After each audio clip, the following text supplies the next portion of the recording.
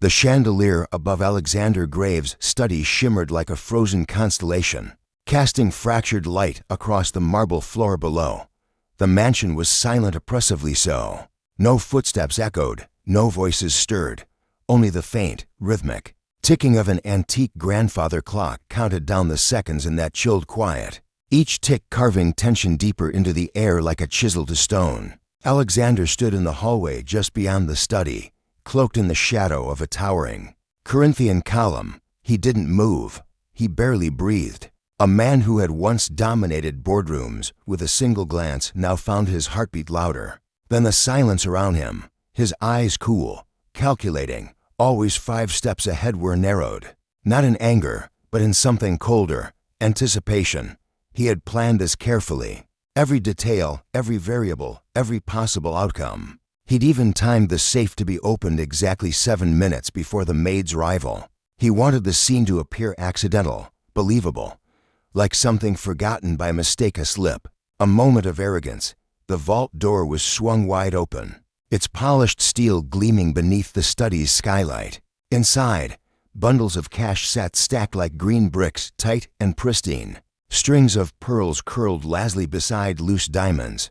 A golden pocket watch glinted near the edge, its chain like a serpent of temptation. It was wealth in its rawest, most corruptible form, and it was bait. Alexander had given strict instructions to his security chief: disable the cameras in this wing for 30 minutes. No alerts, no recordings, no trace. No one else knew what he was doing. Not the butler, not the house manager, not even his lawyer. Just him and her, Leila Moreno, the maid. She was due to dust the study at precisely 8:43 a.m., like she did every Wednesday. He knew her schedule down to the second. Knew that she would enter through the north corridor, the quieter route. Knew she would notice the safe. How could she not? The vault practically glowed in the morning light like an altar built for sin. He had watched her from afar for months, Leila, with her quiet steps and quiet life. Too quiet. No scandals, no hidden debts, no social media. Just a long string of verifiable references and a reputation for discretion that bordered on unnatural. She'd passed every background check with infuriating perfection. She never flinched, never gossiped, never asked questions. It bothered him. In a world where everyone had an angle, she seemed to have none, and that, to Alexander Graves, was a danger, or a lie, or both. So this was his test, not for her, for himself. He needed to know. Not because she was stealing. There had been no signs of that, but because something about her purity felt like a dare. It wasn't just about the money, it was about trust. It was about seeing if the walls he'd built around his life were still justified, or if, God forbid, he was the one who had become the villain in his own fortress. The clock ticked again. 8:42. Alexander shifted slightly, just enough to see the door from the corner of his hiding spot. She was coming, and everything he believed about loyalty, about goodness, about what people were when they thought no one was watching was about to be put on trial. The morning light broke through the tall glass panes of the east corridor in pale, filtered beams, falling in geometric patterns across the stone floor like silent warnings. Outside, the trimmed hedges swayed gently in the breeze, but inside the Ashcroft estate, time had begun to hold its breath. The silence was brittle. Leila Moreno walked quietly through the corridor, her footsteps muffled by soft-soled shoes and muscle memory. She wore a faded navy uniform with a white collar, neatly pressed, and a thin apron tied at the waist. Her long dark hair was pulled into a tight knot, the way she always wore it, functional, unnoticeable. She held a folded rag in one hand and a feather duster in the other. There was nothing dramatic about her appearance, nothing extravagant. She looked like someone you'd pass 100 times in a hallway and never really see. And that was the point. But today, someone was watching. Unseen in the shadows just past the hallway arch. Alexander Graves held his breath as she approached. There was no sound except the occasional tick of the grandfather clock echoing faintly. Down the corridor like a countdown, Leila paused just outside the study door. Her eyes drifted toward the floor where a shimmer of light flickered, dancing reflections across the marble. A subtle furrow formed between her brows. Almost imperceptibly, something was wrong. She stepped inside. And saw it. the safe wide open. Silent, gaping like a mouth ready to swallow. Stacks of cash, pristine and neat. Rings and necklaces that shimmered like stars. Emeralds that would make a queen pause. All sitting out in the open, utterly unguarded. She froze, just for a moment. Her breath caught in her chest. Her grip on the duster faltered. Alexander's. Fingers curled round the edge of the column. His heart thudded once loud and painful. He had expected curiosity. He had expected calculation. He had even braced himself for disappointment. But what he hadn't expected was that look on her face. That it wasn't greed. It wasn't even fear. It was sorrow. Her eyes, deep brown and heavier than any woman her age should carry, didn't dart around in search of a witness. They didn't light up with opportunity. They simply stared, as if looking into the safe hurt somehow, as if the wealth inside was a reminder, not a reward. Leela stepped forward slowly, her shoes whispering against the floor. She moved with hesitation, not toward the valuables, but toward the edge of the safe. She knelt not to steal, but to clean. Her rag gently swept the steel edge, wiping away a smudge invisible to anyone but her. She adjusted nothing, shifted nothing, counted nothing. She just cleaned. Alexander stared, stunned. His breath hitched. But it wasn't over yet.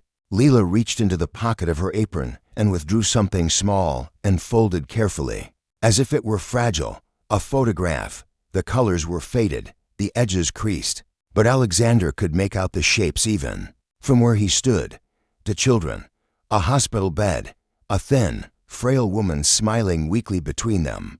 Leela stared at the photo for a long time, and then, without a word, she placed it inside the safe. Not on top of the money, not touching the jewelry. Just beside it, on the bare shelf, where it wouldn't damage or disturb anything. Her lips moved in a whisper Alexander couldn't hear. Her shoulders trembled once. She kissed the photo, lightly, reverently, then folded it, tucked it away, and closed the safe door. Click. She did not lock it. She didn't need to. Then she stood, took a deep breath, and went back to dusting the bookshelf as if nothing had happened. Alexander staggered backward into the shadows like a man hit in the chest. He had expected to catch a thief. Instead, he had witnessed something holy. He was the one who had set the trap, and now he was the one being broken open. The wine glass on Alexander's nightstand sat untouched. The crimson liquid stilled into silence just like everything else. In the cavernous bedroom, the curtains billowed as a warm breeze drifted in from the balcony. But Alexander felt none of it. He sat on the edge of the bed, hunched forward, his elbows on his knees, his hands trembling in a way that infuriated him. He was not a man who trembled, not anymore, and yet, that moment kept playing in his mind like a needle stuck in a record groove. The photo, the kiss, the quiet. It wasn't that she didn't take anything. It was how she had treated that open vault as if it were a grave, like it held something dead inside of it, something she was grieving. Alexander rubbed his eyes. He didn't know what it was, pity, guilt. No, it was something deeper, something he didn't have a name for, because it had been too long since. He felt it. It wasn't just what Leela had done. It was what he had done to her. He had turned her pain into a game. He had laid a trap using her desperation as bait, using her poverty like a string tied to a mousetrap, all because he couldn't believe that someone in this world might choose restraint, might choose dignity, might choose not to hurt him. He rose and walked to his desk, pulling open a drawer. Inside, among contracts and court documents, lay a smaller folder, one with Lila's background check. He hadn't read it in months. It had seemed too clean, too boring. But tonight, he opened it again. The facts were simple. Widowed 3 years ago. Husband killed in a factory accident. No insurance. Payout. 2 daughters ages 6 and 8. Both in public school. Father diagnosed with stage 3 kidney disease. Works 2 jobs. No debt. No history of theft, complaints, or legal infractions. And under references, one had written something he hadn't noticed before. She gives more than she has, even when it costs her. Alexander stared at that line for a long time. He reached for his pen, hovered over the folder, and then stopped. The next morning, the staff found him already awake in the kitchen, an unfamiliar sight. He rarely interacted with them before noon, but today he stood at the marble counter, writing something with great care. A letter. He sealed it in an envelope and wrote one word on the front in slow, deliberate cursive. Leela. He called his estate lawyer, asked how quickly he could prepare a transfer of funds, then asked a second question, one he had never asked in his entire life. Can we set it up anonymously? He didn't want press. He didn't want attention. He wanted her to have peace, not tied to him, not conditional.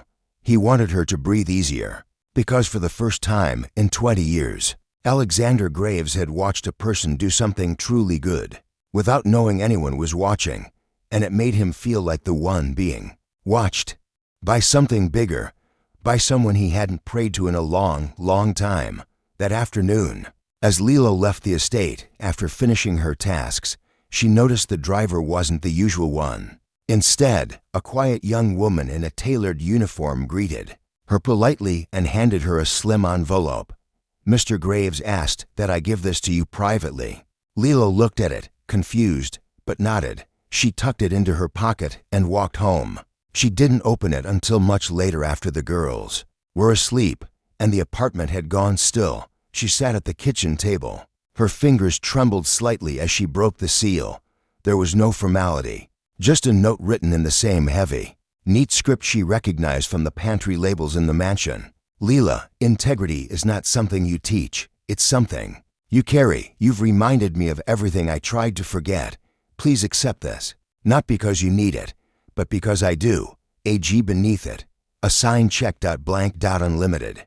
Leela stared at it as if it were a trick. Her eyes scanned the letter again, slowly and again. Her breath grew uneven. Her lips parted, and then the tears came, not loud, not desperate, just quiet, steady. She folded the letter to her chest and whispered, I didn't take anything. I didn't take anything. And somewhere in the night, across the city, a man who once trusted no one was looking out his window at the stars, asking himself the question he had avoided his entire life. What if the person I thought I was protecting myself from was myself? The rain began to fall just after midnight, soft at first, then steadily, as if the sky was releasing a sorrow it had held too long. It drummed gently against the slate roof of Alexander Graves' mansion, but he didn't hear it. He sat in his study, lights dimmed, the fireplace crackling low. In his hands was an old photograph, worn at the edges, brittle with time. A younger version of himself stared back, smiling, arms wrapped around his late mother. Her eyes had been kind, always kind, too kind for the world that had devoured her generosity until she had nothing left but silence. He had watched that silence consume her, and he had promised himself never to be that vulnerable. But now the image of Leela, kneeling before an open safe, not to steal, but to place a picture of her own family, was undoing him in ways he didn't understand. He had built walls his entire life, some of them made of stone, others forged from contracts, NDA letters, armed security, and distrust. But no wall he had ever built could stop what had crept into his chest that night. It was guilt. It was awe. It was the beginning of a crack in the fortress. Down the hall, the floor creaked softly, habitually. He didn't look up. He knew it was Alfred, his longtime butler, coming to pour him tea or check on his state of mind. But tonight, Alexander raised a hand without turning. No visitors, not tonight. He didn't need conversation. He needed truth. He stood, walked over to the window, and opened it. The cold rain kissed his face, and for the first time in years, he let it. The storm outside felt less violent than the one in his chest. Meanwhile, across the city, Leela walked into the dim glow of her kitchen. The check still sat untouched on the table, next to the letter. It wasn't that she didn't need it. She needed it more than anyone could imagine. Her father's hospital bills had doubled. The landlord had posted a final notice, and both girls had been sent home last week with tuition warnings. But money was never the thing that saved her. She had learned that lesson the hard way. Her late husband, Marco, had died on the floor of a factory because the management chose to skip a safety inspection. To save costs, she had received apologies, a corporate statement, and a meaningless envelope with a sympathy card, but no justice, no dignity. That loss had taught her that not all gifts were acts of kindness. Some were insults wrapped in gold dots. So tonight, she didn't race to cash the check. Instead, she picked up a worn journal. Inside were neatly folded medical invoices, school forms, and one yellowing receipt from the hospital cafe, the last coffee she had shared with Marco before the accident. She opened to a blank page and wrote one line: "What is the price of peace? And who decides who deserves it?" Then she folded the check in half, placed it inside the journal, and put it back into the drawer. She wasn't saying no. She just needed to be sure that accepting help didn't cost her something greater. Back at the mansion, Alexander remained by the open window until morning, and when dawn broke and the storm faded, he picked up his phone and made a call to a man named Victor Harlan, a retired private investigator he hadn't spoken to in over a decade. "I need you to look into someone," Alexander said. Victor hesitated. "You've got more security than the Secret Service. Who are you worried about?" Alexander stared at the dying embers in the fireplace. "I'm not worried. I'm curious." There was a long pause. "Who? Her name is Leila Moreno. She works for me. I need to know everything, not because I don't trust her, but because I do." Victor didn't ask questions. He never did. And while the investigator prepared to uncover a life shaped by pain, resilience, and choices made in silence, Alexander returned to the kitchen and poured himself a cup of coffee. For the first time in years, it didn't taste bitter, because, for the first time in years, he felt something even stronger than suspicion. He felt hope. But neither of them knew what storm was still coming, because someone else had been watching Leila too. Someone who remembered her face. Someone from the past. Someone who hadn't forgiven her for surviving something they didn't. And this time, the test would not be about wealth. It would be about danger. It was a Friday afternoon when the envelope arrived, thin, cream-colored, unmarked, and slipped beneath Lila's apartment door while she was out collecting her father's prescriptions. When she returned home, the lights flickered faintly as she bent to retrieve it. There was no return address, no name, just her own. Handwritten in shaky, angular letters, she stared at it for a moment, unease prickling across her arms like static. The envelope felt heavier than it should have. She set it on the table beside her grocery bags and made tea, trying to pretend it didn't exist.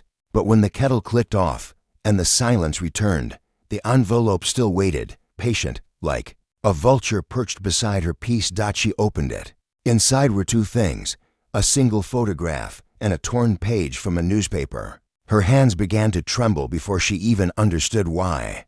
The photo was of Marco, her late husband, standing near the edge of the factory's scaffolding platform, smiling, a little boyish, unaware of the looming disaster behind him. Someone had circled a man in the background with red ink, a blurry figure, barely visible. But as Leila leaned in closer, she felt a rush of cold ripple up her spine. She recognized the man. It was Russell Keene, the former site manager, the man who had disappeared after the factory collapse, vanishing just before the lawsuit was filed. He had never been found. No charges, no closure, just a name spoken in hushed curses at labor union meetings, and whispered phone calls among the widows left behind. The newspaper clipping was worse. It was from 2 weeks ago. A brief article buried in the business section. New identity fraud case exposes multiple aliases in construction fraud scheme. Among the listed names, Russell Keene, now suspected to be operating under a new name across multiple states. Below, someone had scribbled in black marker, "You were never meant to walk away." Leila stood frozen, her hands gripping the edge of the table. Her knees buckled, and she dropped into the chair, shaking. Someone knew.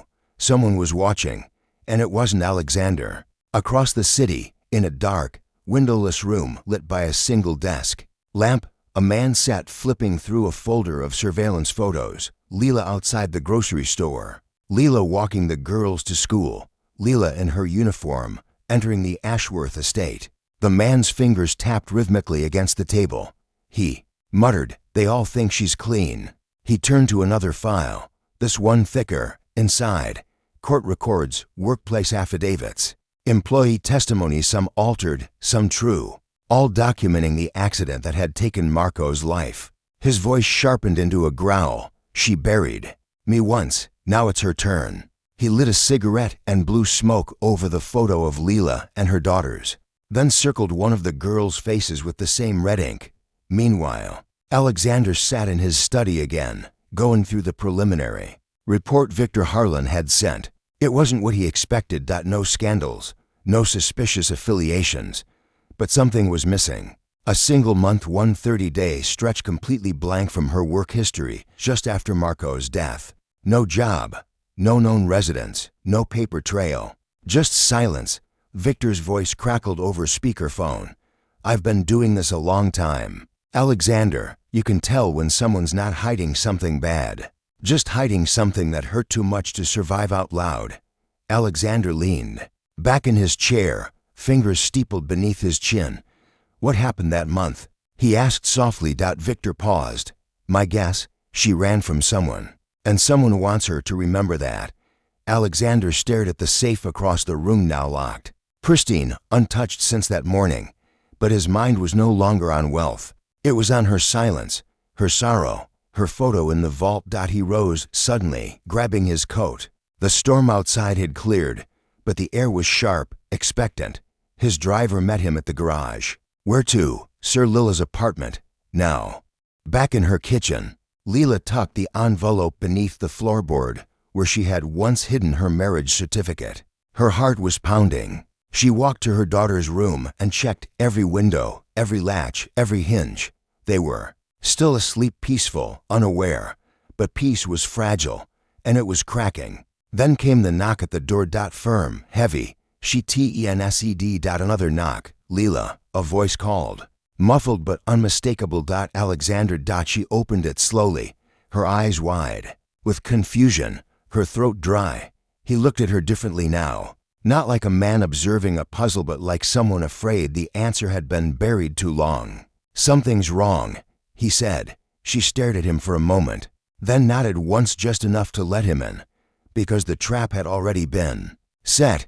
But this time, she wasn't the one being tested. The door clicked shut behind Alexander Graves. But the silence that followed wasn't peaceful. It was dense, laced with a tension neither he nor Leela could name yet. She stood by the window, arms wrapped around herself, eyes locked on the skyline outside as if it might offer an escape. The soft hum of the city beyond the glass, distant sirens, passing cars, murmuring wind was the only proof the world was still turning. Alexander took in the apartment. Small, clean, modest. A child's shoe lay tipped over by the door. A cereal bowl with a pink plastic spoon rested in the sink. The check he had given her and signed, untouched, was missing. He noticed that, but said nothing. Instead, he asked gently, Leela, what happened? She didn't answer immediately. Her eyes didn't leave the window, but her grip on her arms tightened. Alexander waited. Finally, she said quietly, someone slipped something under the door, a photo, a name I haven't seen in years. She turned then, and something in her face stopped him cold. It wasn't fear, it was resignation. Russell Keene, she said. The name hit like a brick. I thought he was dead, or running forever, but he's back. Or maybe he never left. Maybe he's been watching all this time. She walked to the kitchen, pulled open a drawer, and retrieved the envelope. She laid it flat on the table between them. The photograph, the newspaper clipping, the red-circled face. Alexander stared. A slow burn kindled behind his sternum. Not anger, not yet, but something close. I hired a man to look into your past, he admitted. I needed to know who you were. She didn't flinch. And now you do. I thought I did, he said. Now I'm wondering who he is, and what he wants from you. Leela sat down, her fingers tracing the edge of the photo like it was a map back through time. He was Marco's supervisor, she said. After the accident, there were rumors he'd ordered the crew to skip inspections. Management denied it. Then he vanished. Everyone moved on, everyone except me. She paused, then added, the month your investigator couldn't account for. I wasn't lost, I was hiding. He came to my building one night, said he could make everything disappear if I stayed quiet. I refused. The next day, someone set fire to my storage unit. Family photos, baby shoes, even Marco's letters, all gone. Her voice broke, just a little. I moved cities, changed my name for a while, tried to start over, but I never stopped waiting for him to come back. Alexander's voice was low, but steady. He has. And now I need you to trust me. Leela looked up, her expression unreadable. You set a trap once, she said. You watched me through a crack in the wall, wondering if I'd break. Why should I trust you now? Alexander didn't blink. Because this time, he said, I'm not testing your integrity. I'm defending it. A knock rattled the door before she could reply. 3 sharp raps. Leela stiffened. Alexander stepped forward instinctively, placing himself between her and the door. From outside, a voice called. Smooth, cold, Leela Moreno, it sang. Mockingly. Or is it Leela Reyes now? I lose track. We have unfinished business, sweetheart. Alexander's blood ran ice cold. She whispered, that's him, Russell Keene. He was back. Not as a ghost, not as a threat, but as a predator who had waited too long, watched too closely, and now stood on the other side of her door. Alexander reached into his coat. Something metal gleamed beneath the lapel, a sleek, black concealed weapon he rarely carried. He turned to Leela. Take the girls into the back room, now. She hesitated only a moment, then nodded and ran to their bedroom. Russell's voice grew louder. Come on, Leela. You owe me a conversation. Alexander moved to the door, quiet as a shadow. He didn't open it, not yet. He needed control, time, a plan.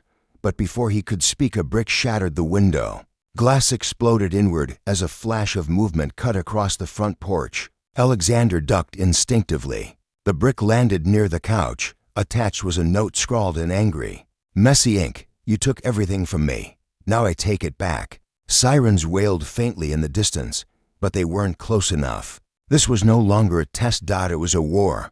The sirens were still distant, fading in and out behind the hum of city traffic, like echoes from another world, one that moved too slow to stop what was already in motion. Inside the shattered apartment, time fractured.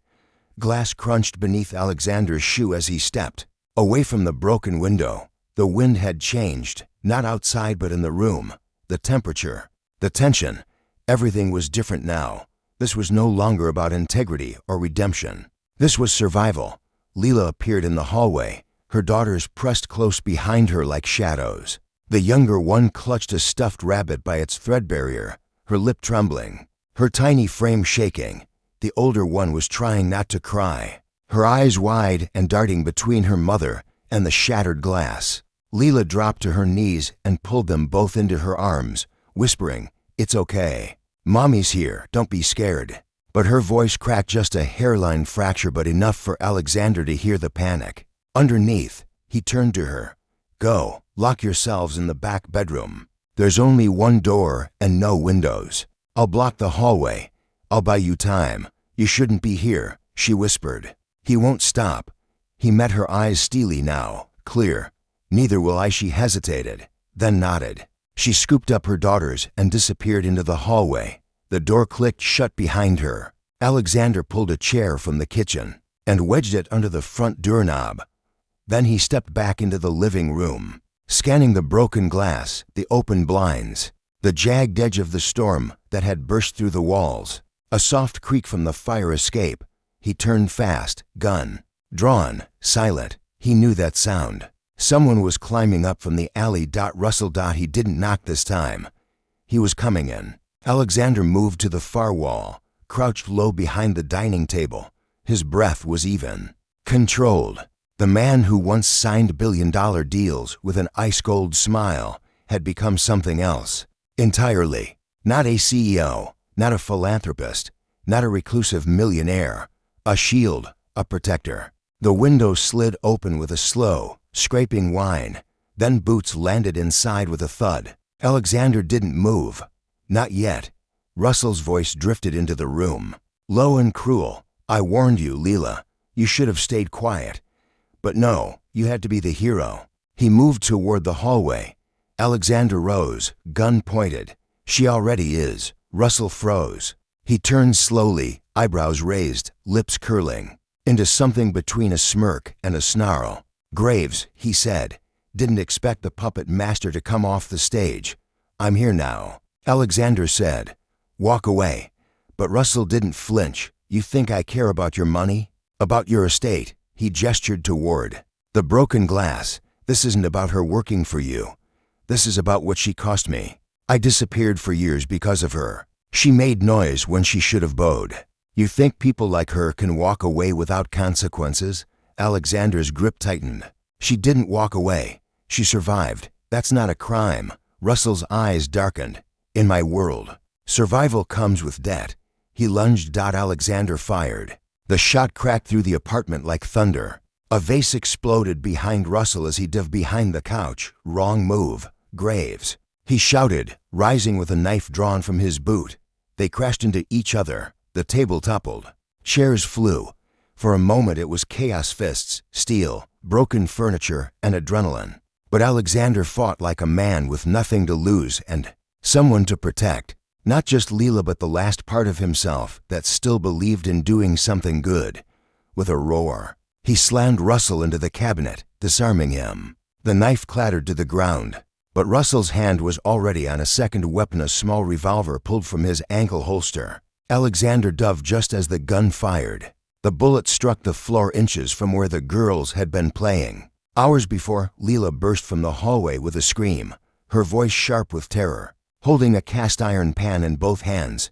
Before Russell could fire again, she brought it down with every ounce of grief and rage she had stored in her soul. Once, twice. Russell collapsed. Blood trickled from his temple. Silence followed. The apartment felt suspended in time. Then, sirens. Closer this time. A pounding at the door.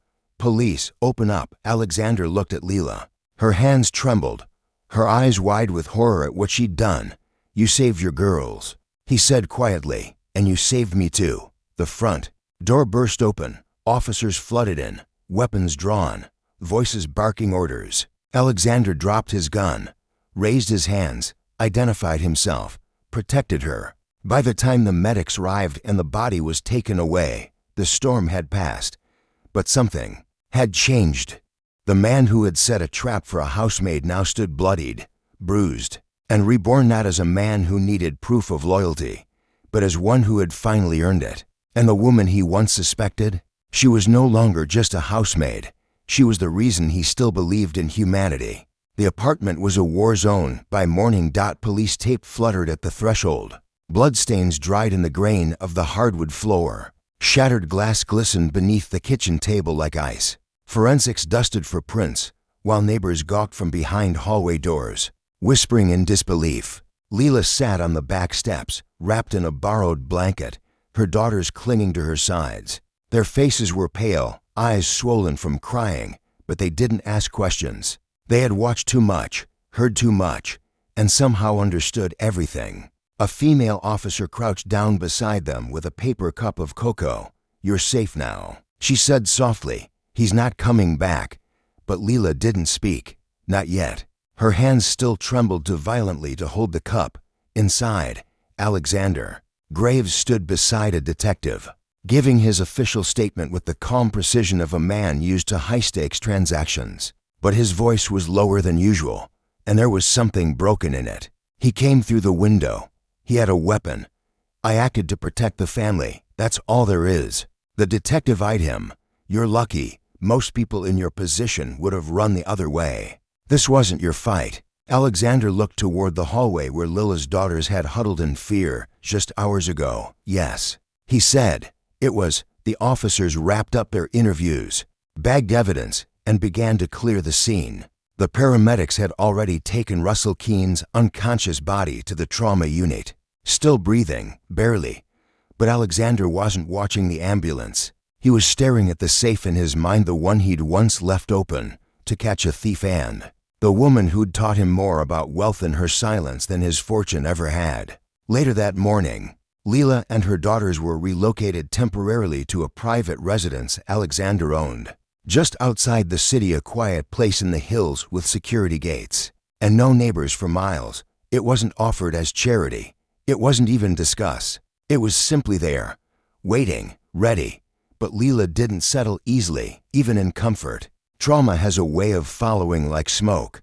She wandered the halls at night, checked the locks 3 times. Before sleeping, kept a flashlight by the bed and a chair against the door. The girls began to laugh again after a few days playing with the rescue puppy that Alexander had delivered as a gift, saying, "Every fortress needs a guard." But Leela remained watchful, even as gratitude grew in her chest like sunlight filtering through frost. One evening, as twilight dipped the hills in gold, Alexander arrived with a file in hand and a question in his eyes. They sat on the porch while the girls played in the garden below. A breeze lifted her hair. She didn't speak first. He did. "This is the final deed transfer," he said, holding out the file. "The house is yours, all of it. Not a loan, not a favor, not even a thank you."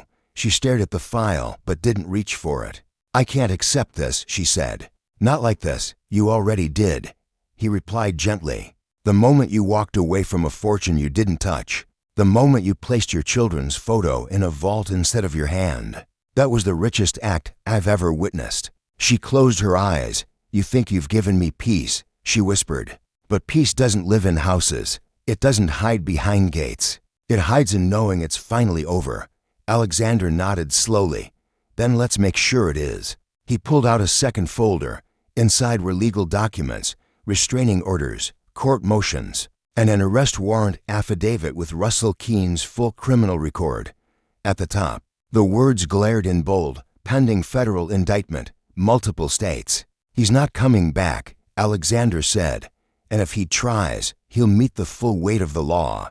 I have teams ensuring it." Leela took the folder this time, flipped through the pages. Her hands didn't tremble anymore. "I don't know what to say," she whispered. "You don't have to say anything," he said.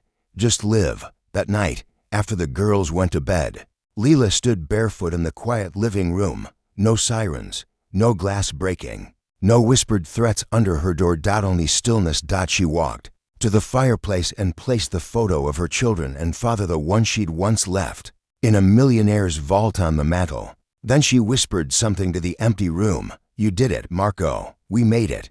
Outside, Alexander watched from his car. He didn't knock. He didn't need to, because for the first time, he wasn't saving her. She had already saved herself. And maybe, just maybe, she'd saved him too. The days turned quiet, almost too quiet. For a while, it felt like peace had finally planted its roots. The safe house in the hills became a sanctuary. Sunlight poured through tall windows each morning, and laughter began to echo in the hallways again. Lila's daughters rode their bicycles on the gravel paths, their cheeks flushed with wind and freedom. They painted with bright colors at the kitchen table. And for the first time in years, Leela didn't have to say no when they asked for more paper, more food, or more dreams. But something about the silence still made her uneasy. She would lie awake at night, watching the shadows move across the ceiling, listening for sounds that didn't belong. Her fingers often drifted to the scar near her collarbone, small, barely visible, but a reminder of the fire she had once survived. The fire Russell had set. Some wounds heal, others whisper.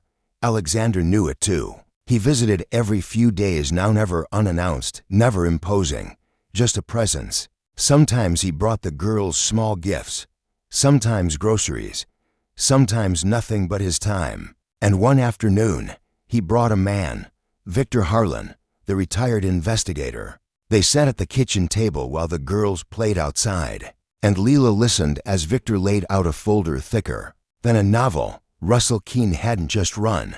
He had built a network, a criminal shell of contractors, bribes, and forged documents across 3 states. Fake identities, insurance scams, construction projects with fatal flaws hidden beneath beautiful facades. "Your husband's death wasn't the first," Victor said quietly. "It just became the one that exposed him. He's been running ever since. But he didn't vanish. He's been planning."